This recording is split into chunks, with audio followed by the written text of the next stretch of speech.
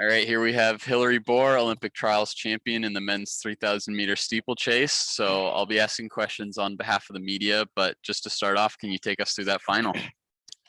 Yes, I was lucky enough. I've gone through this championship since 2016 every year. So it's been 4 years of experience, and I use the same move every year. So my call this year coming in was like, I know everybody was kind of targeting me because I won 2019, but my call was just to wait until the last 300 and make a move.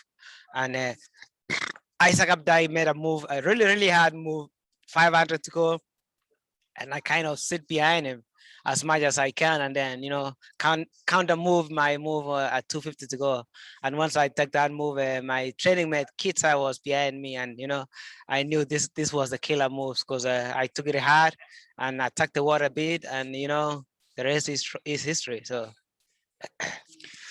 We have a question here from Eric Bull of Diestat. Says, Hilary, congratulations. Considering you had to wait 5 years to become an Olympian again instead of the usual 4, and the fact that you are the only athlete from the steeplechase trio in 2016 to now qualify for Tokyo, how significant is this accomplishment for you? It is. It is. I think to me is that was the one of the toughest thing to make. When I came here 2016, no, I didn't expect, nobody expect me to make the team. It was a surprise with that I make the team. So now it's like when people expect you to make the team, it comes with the pressure. Man, I've never have been so much under stress like today. Like I couldn't sleep last night that much because I was just thinking about what am I gonna move, what I'm gonna do to make the team. I think the field was really, really deep this year, and those guys, all the 14 guys were really tough to beat. So, was just coming here and execute my race, and was tough, but it's one of the best accomplishments I make. I wanted to make sure 2016 was not a fluke, and to be Olympian again is the biggest blessing ever. I've never thought I could be Olympian in my life, but now to be a second time Olympian is just, hey, you can't ask better for that. We have a question here from Tyler Talkman. Asks, when did you start running steeplechase, and what did you enjoy so much about it? It's funny. It's really funny because my older brother Emmanuel Bor, he's in 10K and 5K. When he was in high school, he was the one who was running steeplechase, and I was more of a field events guy. I used to do long jump and triple jump, but there's something in steeple that just took me into like I want to try it. And I ran a little bit in high school, but there was no water pits in back in Kenya. And I remember when I told my college coach, I'm gonna do the steeple. He was like, "No, you're too short for the steeple." I was like, "No, I think this is my event." And I ran my first meet in Mount Sac. I remember age 52, and Koyo was like, "I guess you're right." And since then, hey, I really enjoy the steeple. It's more mental game and it's more technical part of it. If you make a move and if you use an element of surprise, you can easily do well in steeplechases. Another question here from Eric Bull asks, how much does it mean for you to share this experience and to make the team with Bernard? It means a lot. It means a lot. Hey, we push each other in practice. I've seen that kid grow. I've seen him grow. It's come along. It's come a long way. I remember in April when we came here, we were in the middle of the training. I think he ran really, really bad. He ran like 8 out of 6. He was second last, and he wasn't feeling well. I was like, hey, I was start today, but trials is not in June, so we need to go back and put in the training. And I'm really happy for Bernard. Hey man, that kid man worked so hard and he really wanted it. I've never seen someone who believes in himself like Bernard. Sometimes I feel like, man, you feel like you can win the Olympics, even though but I'm happy for that kid, and it feels good. Last time we had 4 teammates, but to have another steeplechaser here it's a good feeling. It shows that what we're doing is working. So you can't ask better than that. We have a question here from Sarah Butler. Asks, can you give us some background about where you live, who you train with, who your coach is? And also she asks, how tall are you? I don't think I'll do the last part, but just kidding. But I live in Colorado Springs, and I'm lucky to train with, currently we had 4 Olympians from 2016. I train with Paul Chelimo. I train with my brother Emmanuel Bor.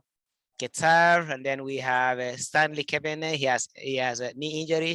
I trained with Shatra Kipchirchir. He was a 2016 Olympian, but he had some injury. I trained with Leonard Korir. He was 2016 Olympian. I have we have really good group, and we have the best coach, Scott Simmons.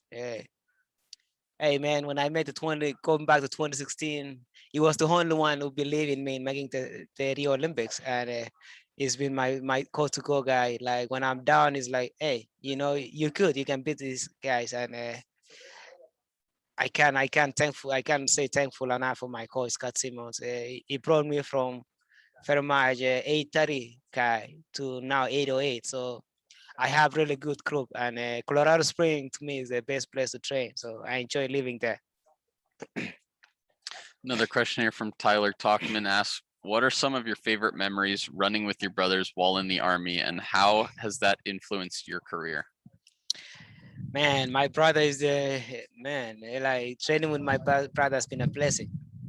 I really felt bad for the 10 gate and last week that he couldn't make the team, but I know he's gonna come back 5 can make the team because we push each other. We push each other.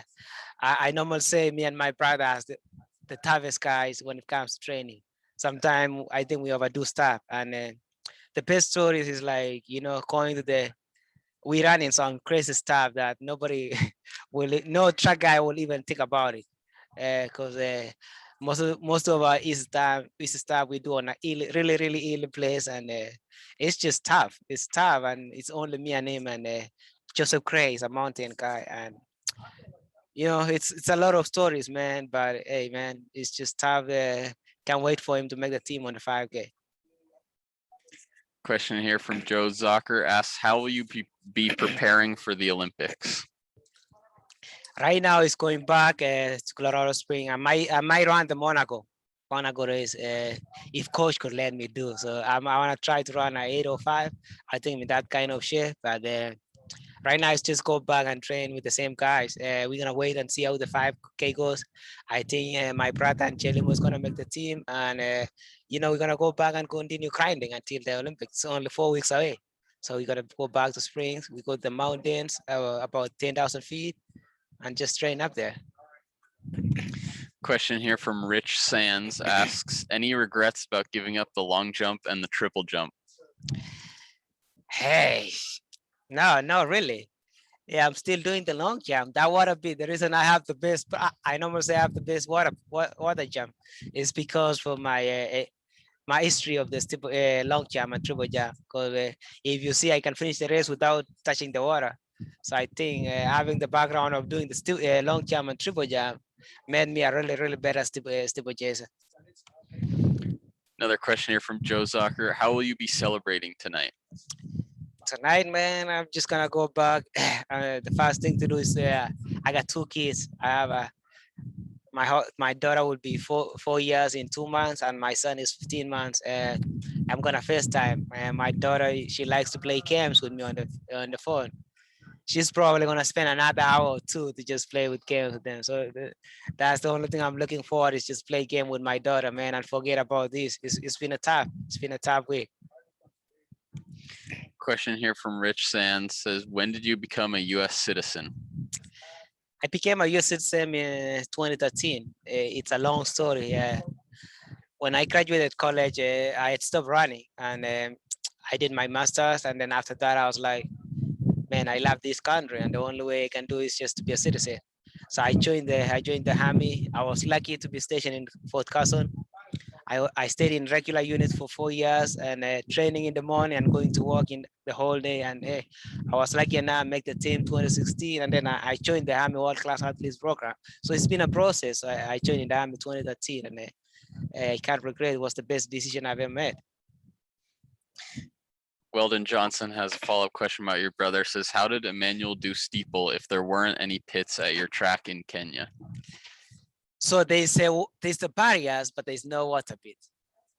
So so when you go from the zonos, like we go from it's like the inter schools, and then you go zonos, and then your district is like the state championship. So when you started from the lower level, there's no water pit, but you can do the barriers. But as you move to the likewise of the state, then you have the water bit, and then he doesn't like the water bit. He can just go home at the body, but not the water bit. So I always tell him, yeah, you should revisit that and do one steeplechase one more time. Another question here from Tyler Talkman asks, how old were you when you moved to the United States, and what was the most difficult part of the transition? So I moved to state in 2007. I was 17. And I went to University of Alabama for a semester. That wasn't bad because the weather was okay. It was during the spring, and then I transferred to Iowa State, and that's when during the winter, the hardest part was adjusting to the cold weather, the snow, and that was tough, and the food too is different.